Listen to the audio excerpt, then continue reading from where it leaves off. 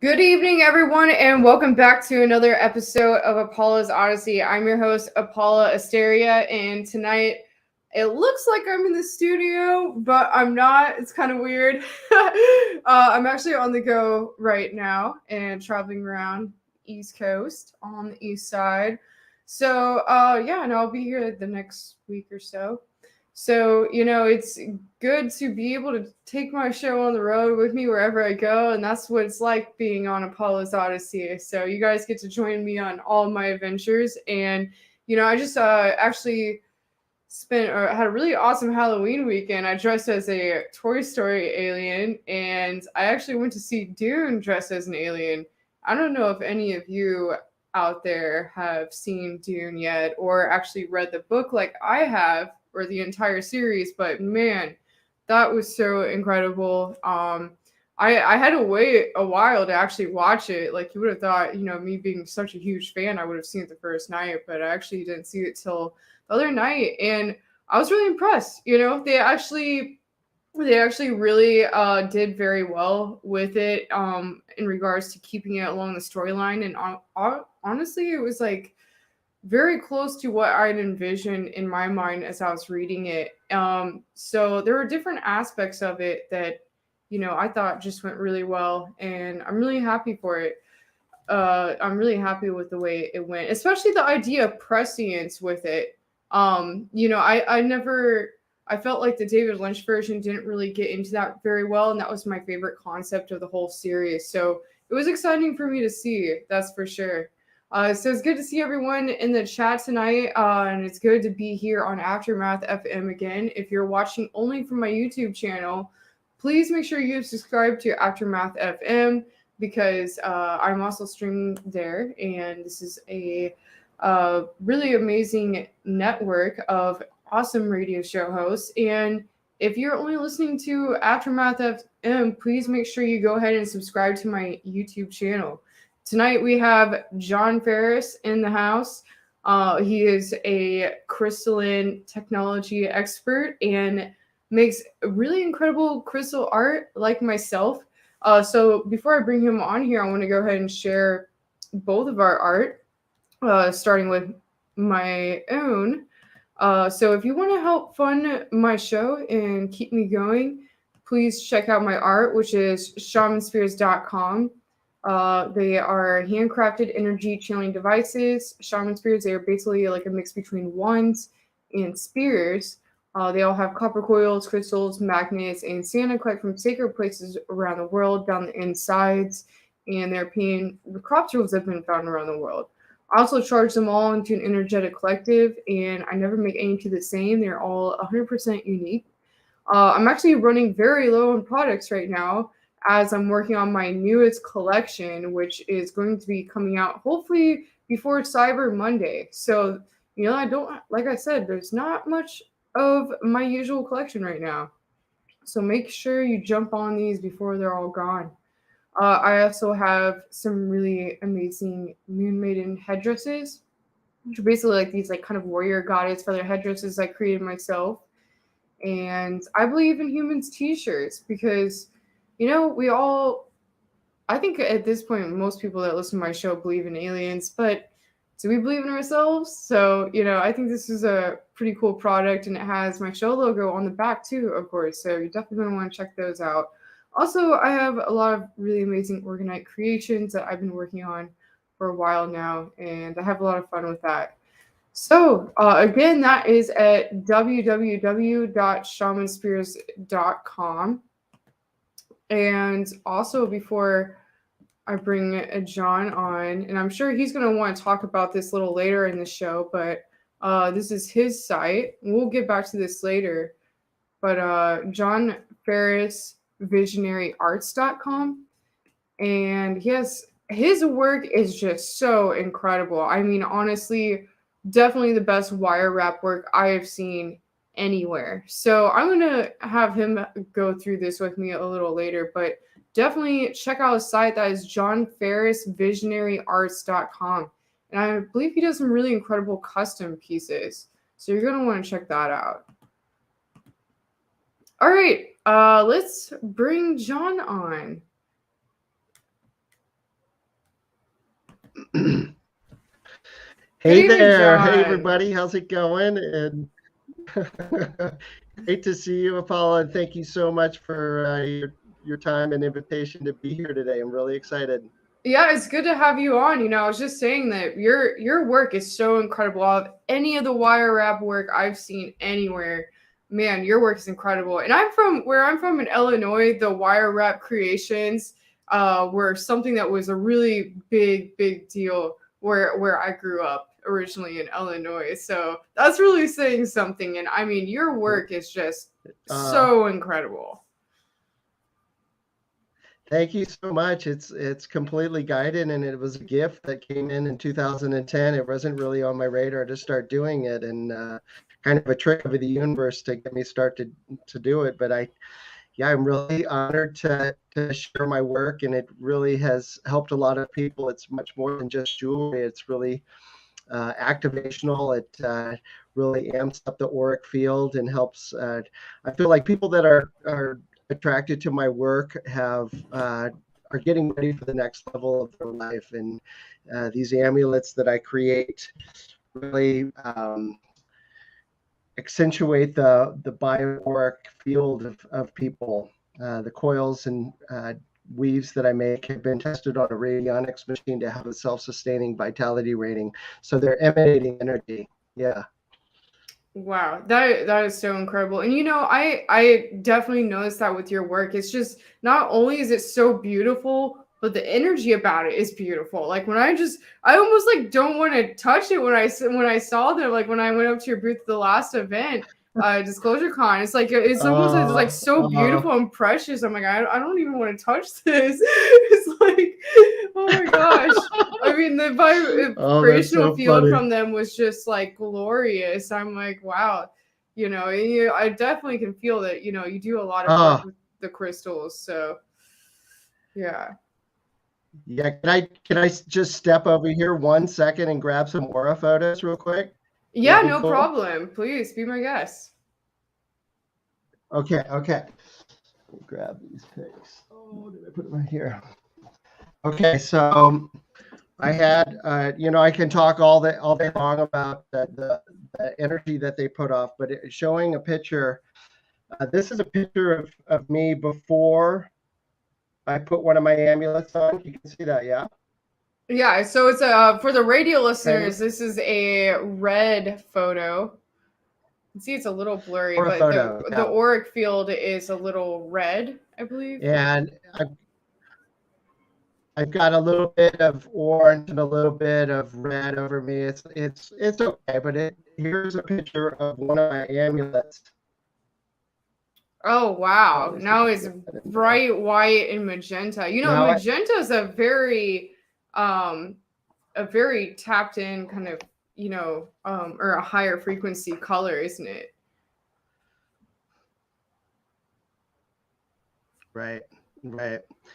Yeah, I've been a crystal freak just like you for a long time, and the benefits of them are far-reaching. They've been used in they're used in modern technology for computers and watches and all sorts of things, and they've definitely been proven to hold memory. And that's how we use them as healers. And the intentions that you put into your wands in my work are amplified, and the person that's using it really reaps the benefits of that. Yeah, definitely, definitely. You know, did you do any sort of energy healing modalities, you know, since starting your work or before possibly that helps you with your work?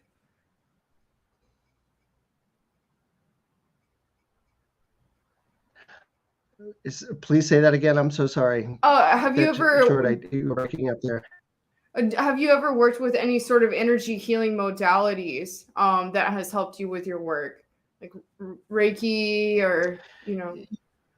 Oh man, I've learned how to program, and I guess it would be a form of Reiki, but how we use our intentions and how we charge the crystal and how we program the crystal and clearing the crystals.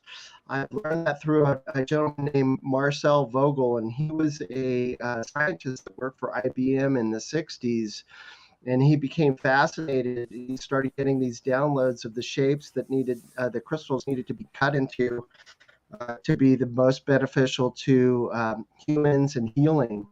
And here's one right now. It basically, for the radio listeners, it looks like the tree of life, the Kabbalah. This was the shape that he woke up from a dream with. He got this download, and it has a firing end and a receiving end. So it's really in sync with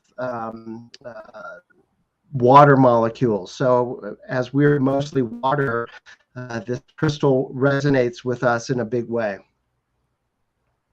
Wow, that is so incredible. And you know, getting to the hardware or the technologies where they're using the hardware, I've actually apparently there's been a lot of research coming out lately, especially that quartz can hold almost endless amounts of technology, and I believe they made these almost like coin shaped pieces of quartz.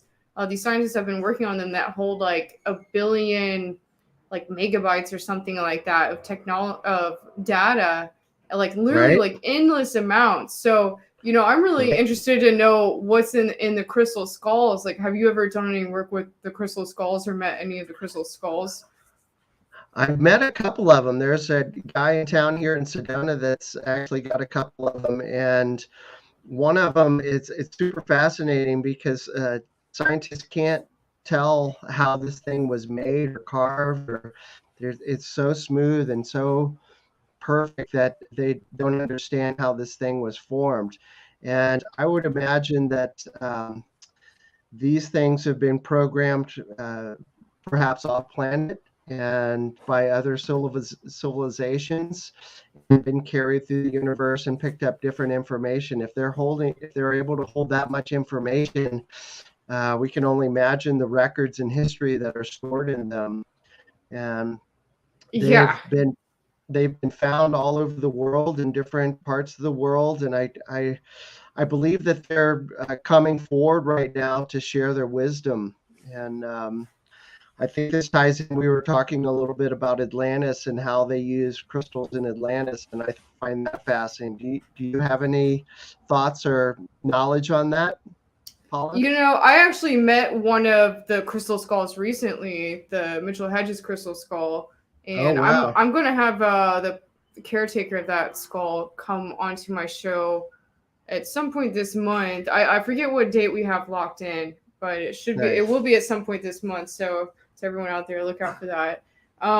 But yeah, you know, I feel that they're definitely I feel they could almost be from, you know, maybe even like a civilization like that was so ancient that it was like, you know, I sometimes I wonder if you know, life on earth like restarted several times. Like maybe, you Oh, know, for like we sure. evolved from like amoebas or whatever, like several like different times throughout like Earth's history, you know, like where like civilization rose and then fell and was wiped out and then started I mean, not just civilization, but I mean, like even like the microscopic like, you know, molecules like growing and restarting all over again. I almost wonder if maybe it could be from something like that, or Oh, you know, yeah. it could be from, you know, a different planet or interdimensional. But you know, I'm interested to know what are on those, and I feel it. scientists can probably read them. I think they're keeping it a secret what has actually been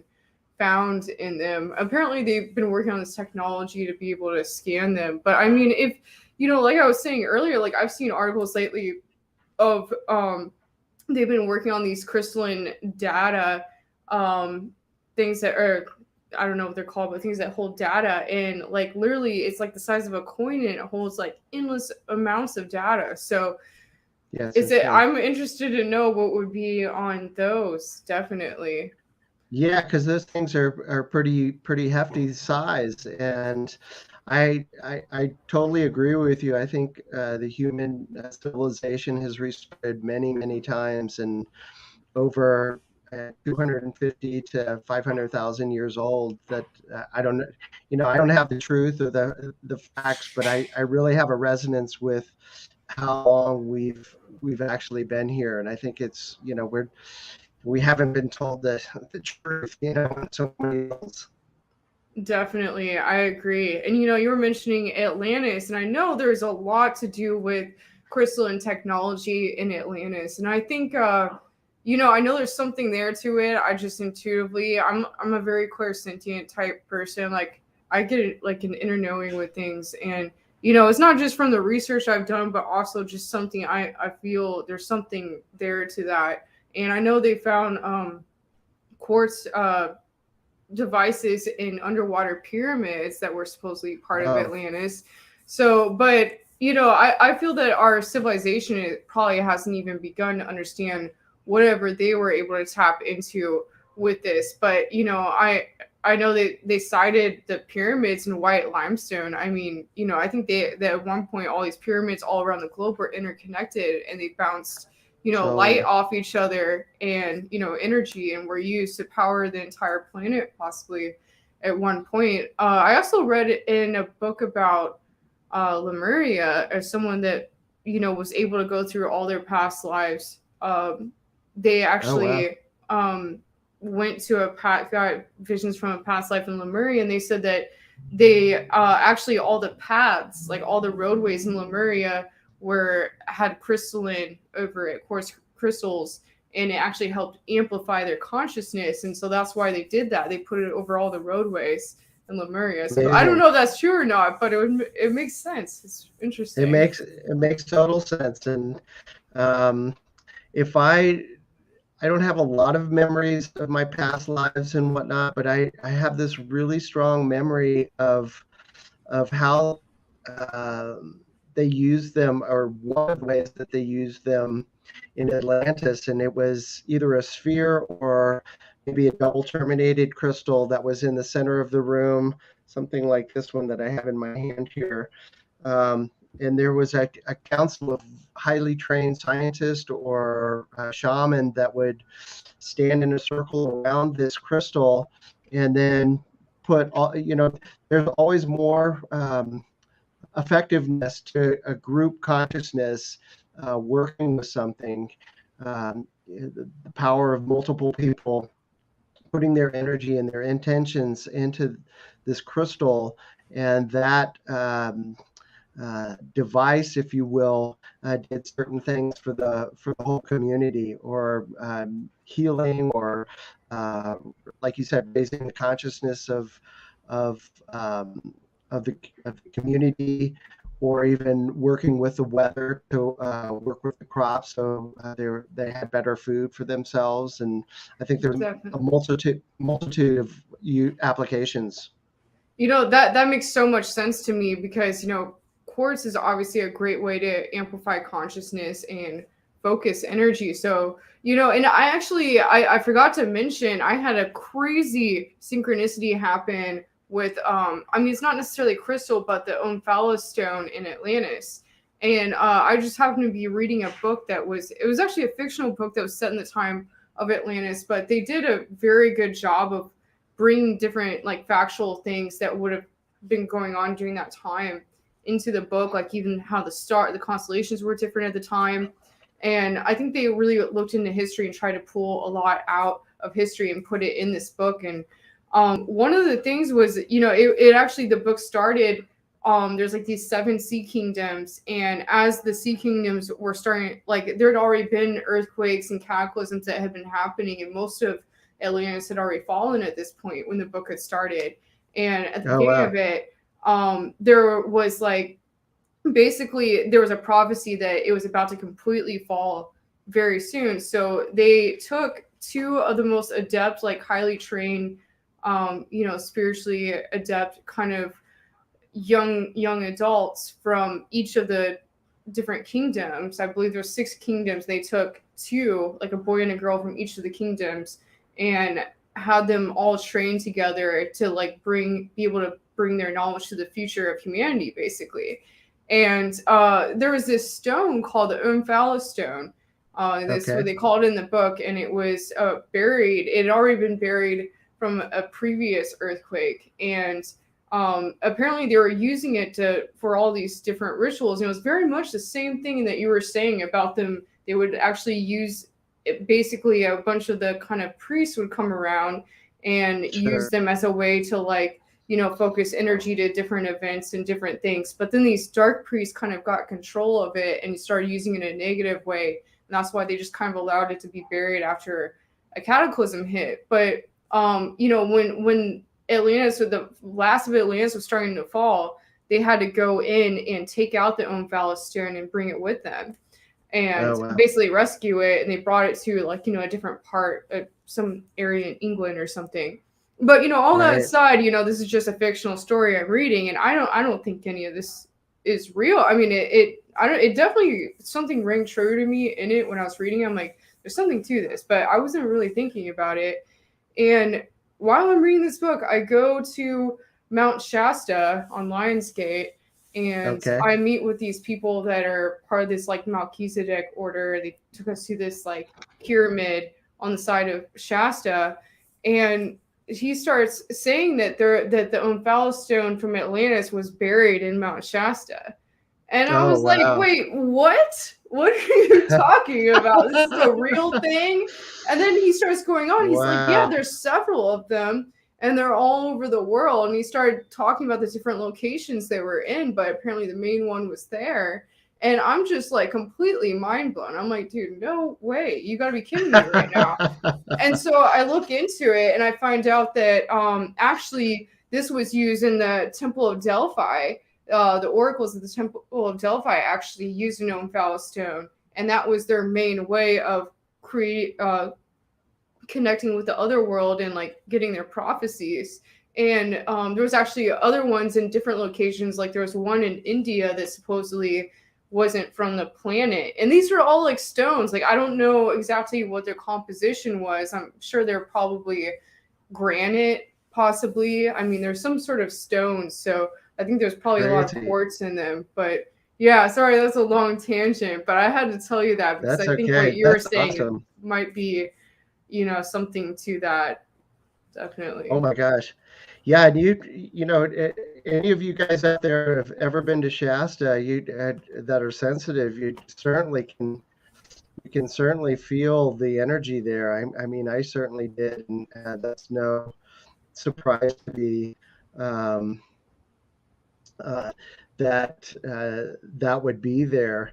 And I have an amazing story from one of my conferences over the summer. There was a speaker that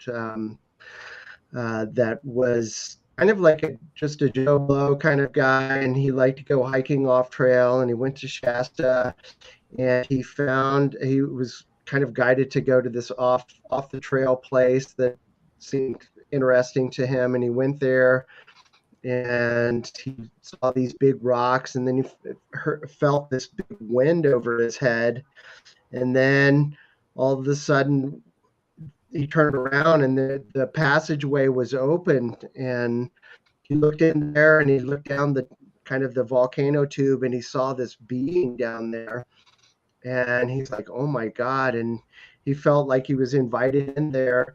It turned out to be the entrance to Thalos. And this being, I think he named himself Peter or Andy or something like that, something recognizable to this guy. And they sat in these chairs that he couldn't tell um, what the material was made out of, and there was no controls on it, but they levitated and they took him down into Thalos, and he was shown around that place. And I'm wondering if, I mean, I could go on with that story, but I'm wondering if that's where they're keeping that crystal. And I see Rick Bell has a question. What's wild is you can grow crystals, and I actually have one.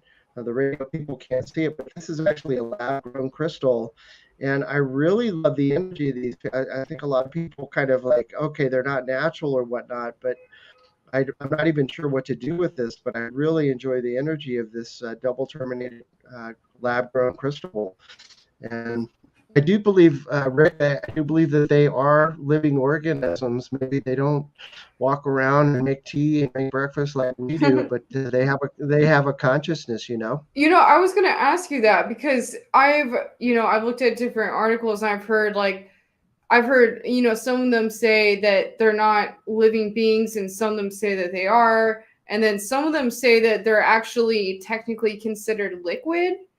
I've seen a few different scientific articles say that, and then some say that they're not. So what do you know anything about that? Are they considered liquid technically?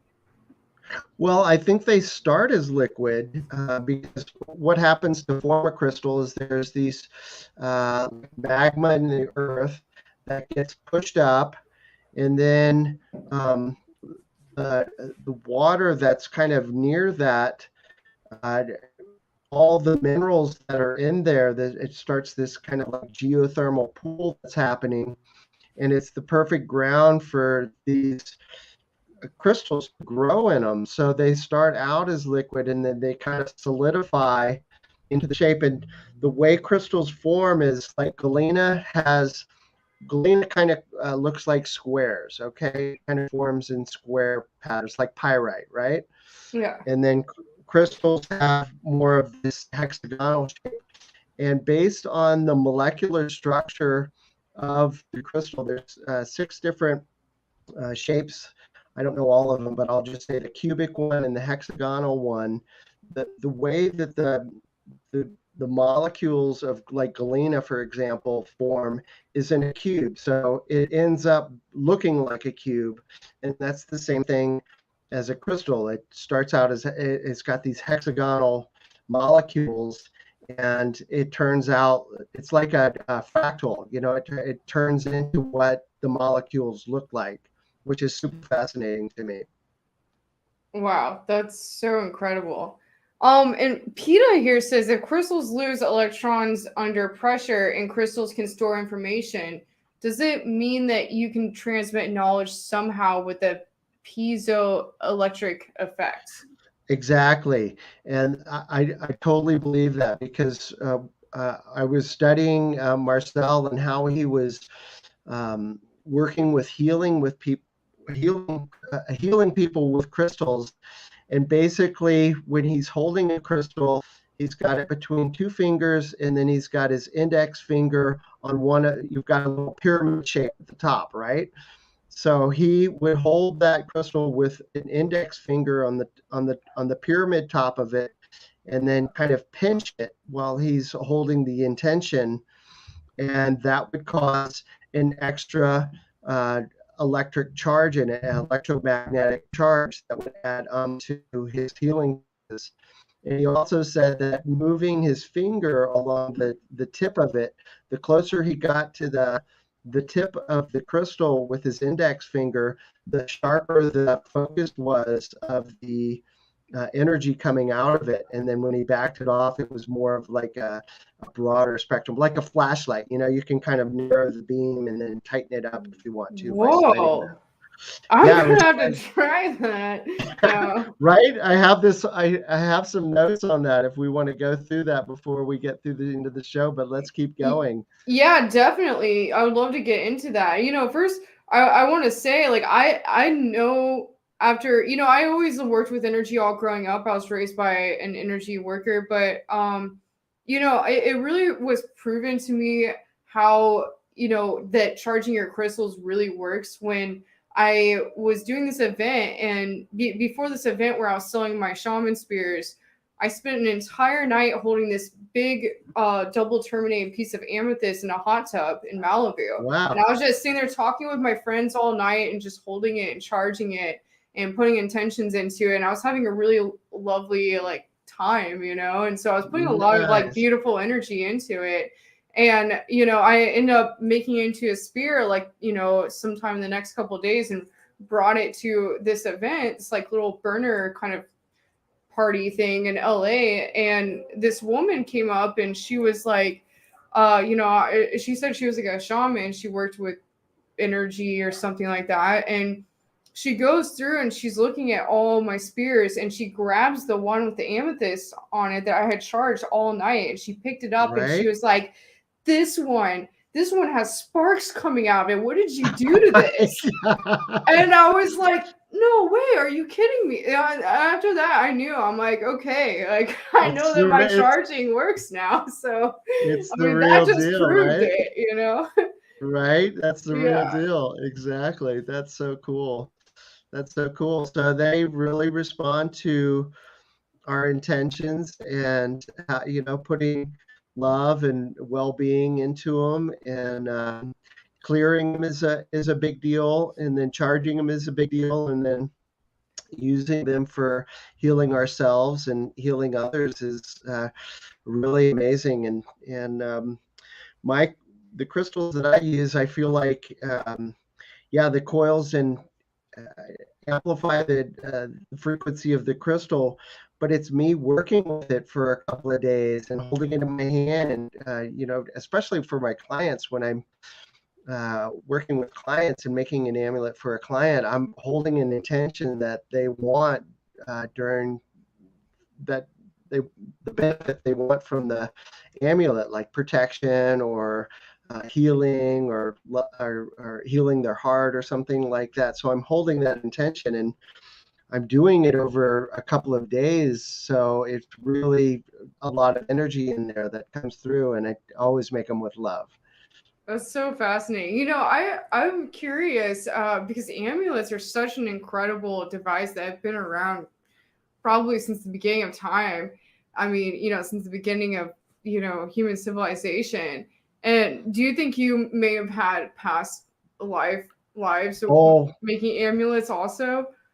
Absolutely. I actually feel like I was maybe one of those priests or shaman or scientists or something back in the day, because when I first started doing this, you know, like I said, it was not on my radar to begin doing it. A short story of it was I was living in Northern California, working with medical marijuana. That was kind of my jam up there.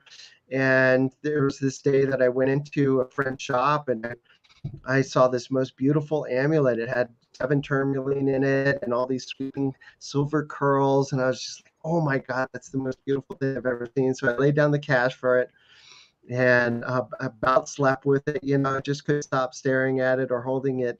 And the next day, the woman came in or called me, and she's like, Farris, you got to bring that back. That was my partner's. I wasn't supposed to sell that to you. And I was like, oh my God, I was so heartbroken. I took it back, and that was the trick of the universe to get me started. I was like, you know what? I'm gonna make one for myself. I'm gonna learn how to do this. And so I looked at some guy's website back in the day and figured out a couple of moves, bought the tools, and within a month, I couldn't stop making it. I couldn't stop making these things, and within a month, I was shocked at the skill level that I had. And that started my journey as this quote unquote jewelry artist, but they're very active. They're like activational antennas is what they are. It's technology for sure. Yeah, you know, and I can't wait to have one customized by you. That's definitely happening at some point soon here. Definitely. Okay. I definitely, to everyone out there listening, I definitely recommend his work, and we'll go and share your website and go through it again a little later in the show. But I know you said you wanted to explain to everyone how to charge them and possibly how to use them to ground yourselves during these crazy times that we're going through in the world right now. Yeah, I would love to share that. Okay, so this is kind of Marcel's information, and I really resonated with it. And it, you know, there's a lot of links on on the internet on how to charge and clear and whatnot, but I really love the way that he explains it. And so what he, first of all, when we clear, first of all, when we get a crystal, we're going to want to clear it, right? We want it to be kind of a blank slate. We want it, all the previous energy and whatever else has absorbed to kind of be taken out of it. So basically, he's holding, for the radio people out there, I'll try to explain the best I can, but he's holding the crystal from tip to tip between his fingers, and then looking at the crystal, and basically with the intention of it clearing, there's something to do with the breath that really helps this. So it's kind of like you pulse your breath out of your nose strongly, like a horse would, like that. So look at the face of it, and then turn it, and then clear the next face, and that goes through the two sides. So there's 6 sides on a crystal, so you do that 3 times. So now the crystal is completely cleared, okay? So next would be to charge the crystal. And I found this really fascinating because I watched some videos on it, and I was just shocked at how this works. So basically, he was rolling the crystal clockwise in his hands until it feels somewhat sticky. And then you're basically drawing a breath in and projecting the thought of love and well-being into it while you're looking at it, holding that intention, and then pulse your breath again. And now to check that, you kind of hold it on its side between your fingers, so you can put your other hand's index finger on it, and it should feel a little. Put it on the crystal there, Apolla. Put it right on the crystal. Now, does it feel sticky? Does your finger feel a little sticky on the crystal? It does. It almost feels like Laffy Taffy in a way. So it's got a charge now. So if you were to let's see, if you draw your breath in, it should release it. Like you breathe in, it should release that because it's pulling the charge out, and it should be a little more slidey. You could slide your finger on it. I noticed that as soon as I did that. Yeah. Interesting, right? Okay, wow. so and then if you breathe out, it'll start to stick again. So let's see what else. Let's see. So now you can okay, so here's a quick, I really love this exercise for like charging yourself with this charged crystal now. So if you're feeling tired or something, you can hold it between your fingers on either end of it. If it's a double terminated, it will be 2 pyramids on either end. So you're holding this and look into the face of it and pulse your breath. And then turn it and get another face that's facing you and do the same thing. And then if you want to do the other side, you can do that as well. Now turn the crystal around. So let's say the opposite end is in your fingers, if that makes sense. You just kind of turn the crystal around, but you're still holding it the same way. Now, if you do the same thing and then turn it, and then turn it one more time. I'm like getting hot over here. Are you feeling anything? Yeah, definitely.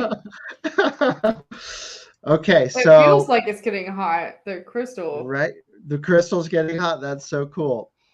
Okay, so now I really love this technique. So if you're wanted to, this is kind of what you would do on somebody else, but if you wanted to heal something in your body with this charged crystal now, what you could do is hold it in your hand with one index finger on the tip, and then the bottom of the crystal kind of pointing into your palm, or placed in your palm if it's a big enough crystal. So your index finger is on the tip of the crystal, not covering the tip, but on that pyramid of the top of the crystal. And now you hold your other hand up like this, and then with a clockwise turn, kind of come into your hand about 6 inches away from your other hand. Okay, so you kind of come in with a key. Now, take a deep breath, and now when you're looking at the crystal, go into the crystal and pulse your breath. And now start moving. The crystal is going to start traversing up and down. You're moving your hand with the crystal up and down your on the kind of on the face of your hand on the opposite side, whether you're left-handed or right-handed. So you're kind of going up and down, and see if you can start to feel any energy. And you can go in Oh a circle. yeah, I definitely. Nice. Nice. Okay, so now let's start going in a circle.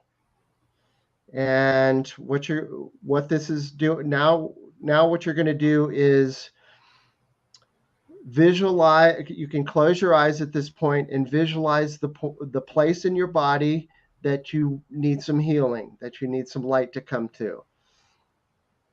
And keep doing that circular motion in a clockwise rotation, and hold that visualization of the repair. And now breathe through the crystal like you have a little mouth on the palm of your hand that's behind the crystal, and breathe white light into that area. Like I have a sore hip when I'm walking or something like that. So I'll breathe that energy through the crystal down into that spot that needs a little repair, and visualize the repair happening. Okay. And now, when you feel that's complete, you can do this as many times or as long as you want. When you feel like you're complete with it, what you're going to want to do is kind of close your hands like this, Apolla. Like close your hands around the crystal and your other palm, and then do a snap. So you're breaking that.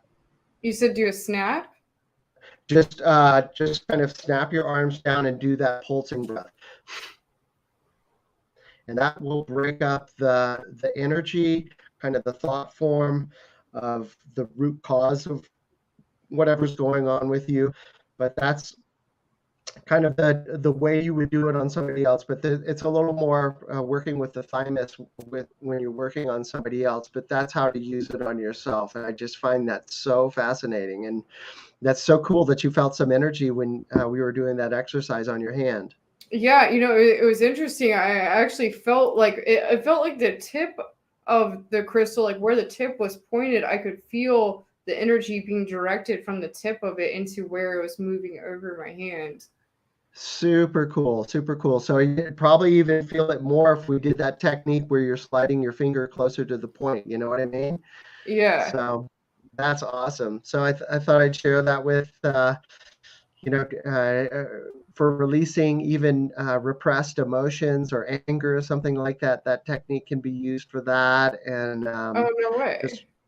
oh yeah. So it's because we're working with the mind, body, and spirit here, and all of those are connected. And whatever you need to be working with, whether it's your emotions or some physical element, these crystals are amazing allies.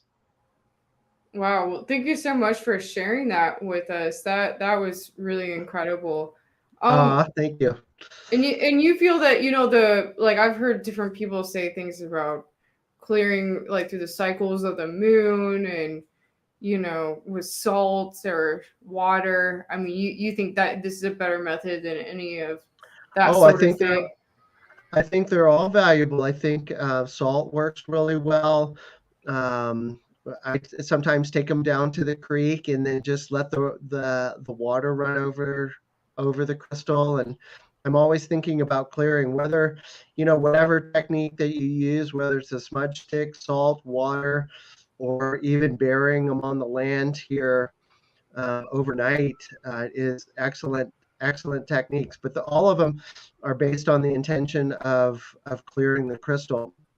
And sometimes I really enjoy doing that for clients. I'll say, hey, do you want me to put your crystal on the land overnight and charge it up in the Sedona vortexes? And I Ooh, always get it. I always get a yes on that.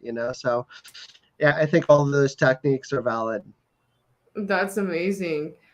Right. And I guess we have about 15 minutes left here. So, is there anything you want to say before? I mean, do you have anything else you wanted to cover before we start wrapping things up here? Um, let's see. I'm just what else would I say?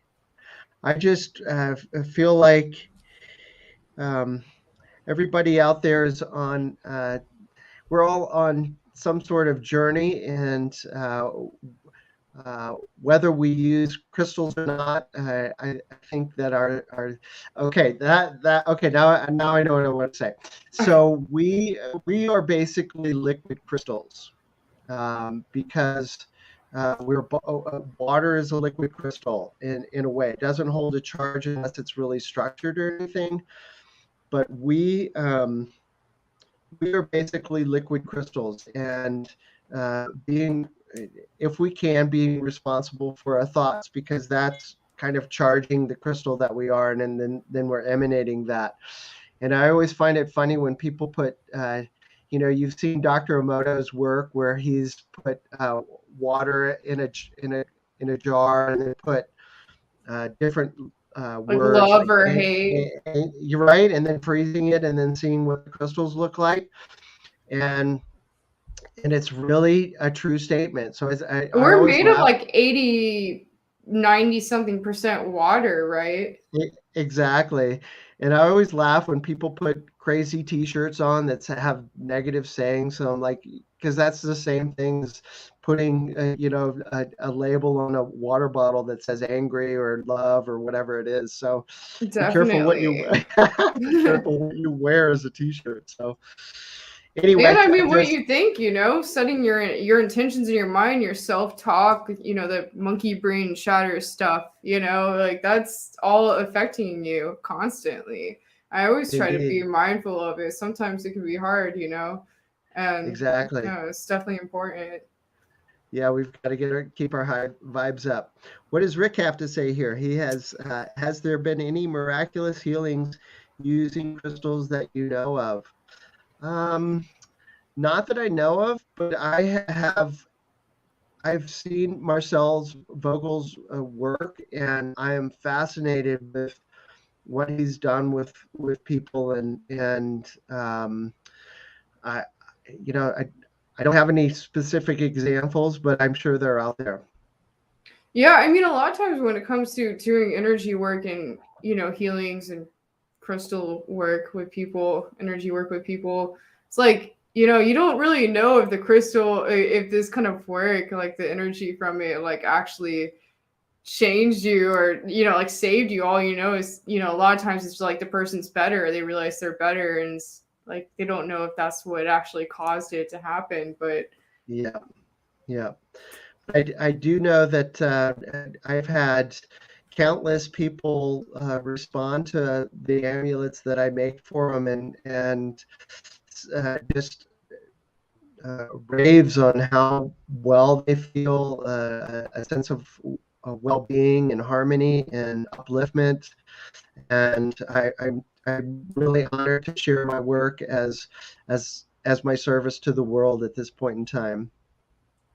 that's so amazing. And yeah, I want to go through the site with you, your site, a a little closer to the end of the show. But with your work, I mean, you do wire weaving, right? That's like really amazing. And I've tried to figure that out before, those techniques. And man, I don't Uh, know how you do it, because it's definitely some of the best work I have ever seen. That's for sure. And you actually use gold and silver wrapped wire for all of your work, right?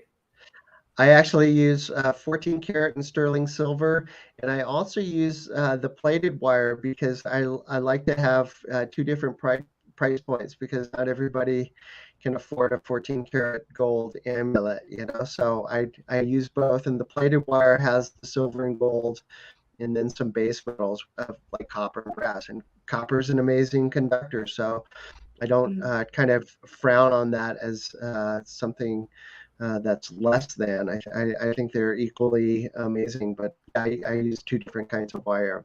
And gold is the most powerful conductor when it comes to anything that conducts energy, right?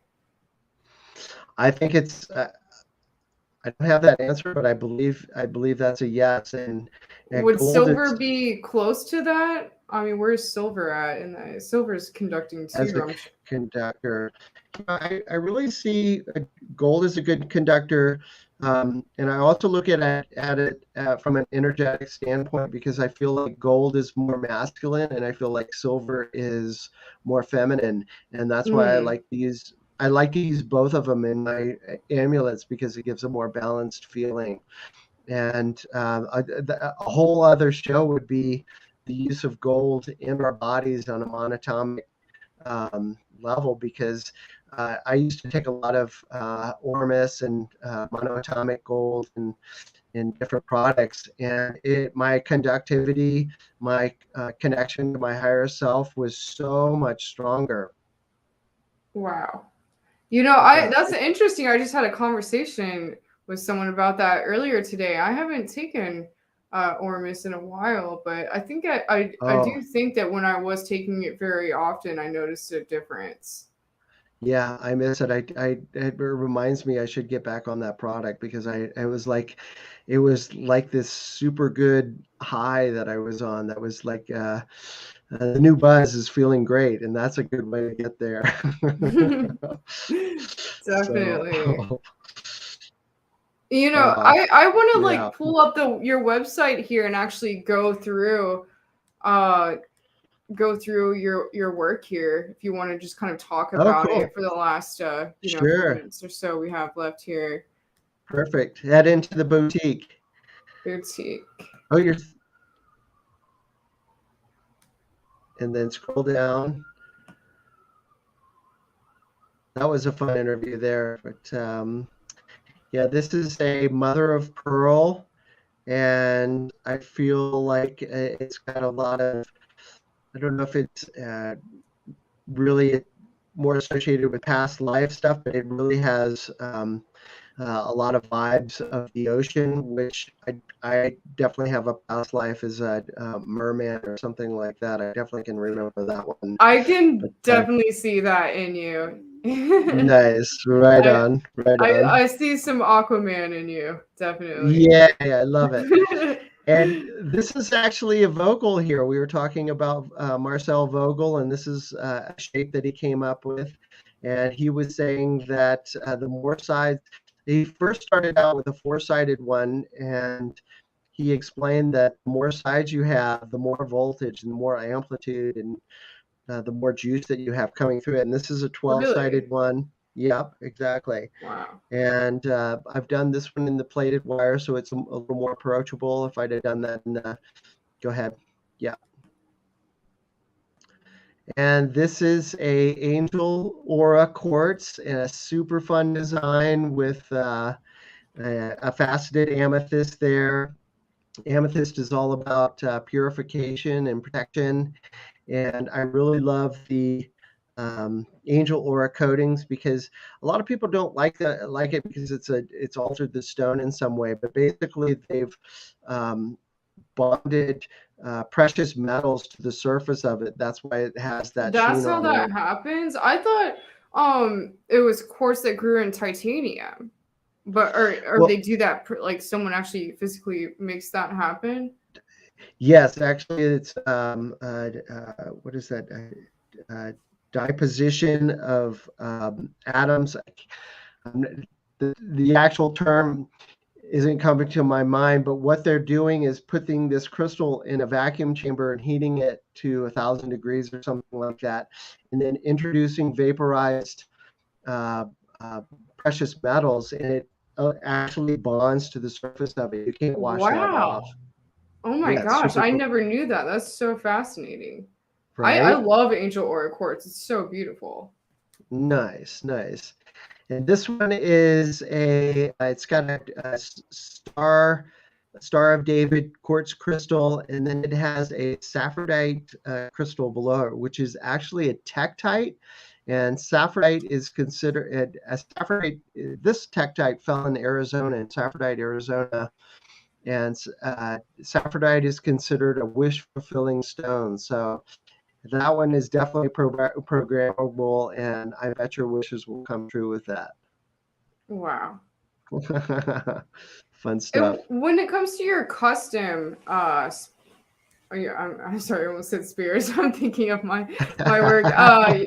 Your custom Yeah. necklaces or amulets. How does someone get that, and like what's the whole process with that? Like how can they contact you for that? Well, just go to my contact page, reach out. My phone number's there, my email. I've got all my links, my Facebook and my Instagram, my YouTube and whatnot. So feel free to reach out in any way you want to. And I have that donate button there so we can customize the price of it. I couldn't find a customize your deal button through PayPal. So, but yeah, all my links are provided there on the site there on how to get in touch with me. And yeah, please sign up for my opt into my email list because I offer you'll get a follow-up email of a 20% savings on anything on my site. So it's definitely worth it to join my email list. Awesome. And again, for the radio listeners, this is johnfarrisvisionaryarts.com. That's right. That's right. And super honored to be here today, Paula. I really appreciate you, and I really love your work. I see you at numerous shows, and I'm always fascinated with what you're coming up with, and just love your mad skills with the crystals as well. Thank you so much. I really appreciate that. And Yeah, again, yeah. for the viewers, I'll go ahead and pull this up for my radio listeners. My shaman spears are at shamanspears.com. And I don't have sponsors for this channel. I just sell my art. So if you would like to check out my art, definitely go to shamanspears.com. I'm working on a new collection right now that I'm really excited about. So I Oh, think nice. I Is it? should. Go ahead. I've been doing a thing where it's like every new collection I have like a theme, and I always just make a lot at once, and then I've been like with my last few collections I've been doing all the stabs. I've been painting the bamboo a certain color. So this collection I'm doing black and white stabs. So I'm gonna call it the Yin and Yang collection. So Nice, it's pretty nice. cool. On fire, girl. I love it. I just love it. Mad respect to you. Thank you so much. It was really good having you on here. If you mentioned something about doing a show with about the gold in our bodies at some point. So if you ever want to do that, maybe in a month or two, come back on and we'll do a focus on that. That would be very interesting. That, or we should also do a show where I could show you some techniques here. I think that would be fascinating for the people that would be interested in that because I could show you, I could just angle the camera down and show you how we'll make an amulet up, during a Okay, show. perfect. We can do that on like just my YouTube show. That way it's strictly visual. That would be Okay, cool. amazing. I would absolutely love Awesome. that. Well, Okay. thanks everyone for joining us tonight. I hope you gained some information that really helped you out here. I'm sorry if I wasn't able to get to your question in the comments. There's quite a bit of feedback in tonight's show. So, I love crystals. I mean, who doesn't love working with crystals? And, Right. it's good to share each other's stories. I think that, like, sharing your own stories and your own personal experiences really helps people to understand, like like what I was saying about my one experience was charging the one all night, and then the lady was like, oh my gosh, this one's so charged up, like it's like hearing that, it's like, okay, you definitely know this works. But Right. If you're here, you're part of the crystal tribe, right? definitely. All right, thanks everyone for joining us tonight. Until next time on Apollo's Odyssey, over and out. Love you. Bye. Bye.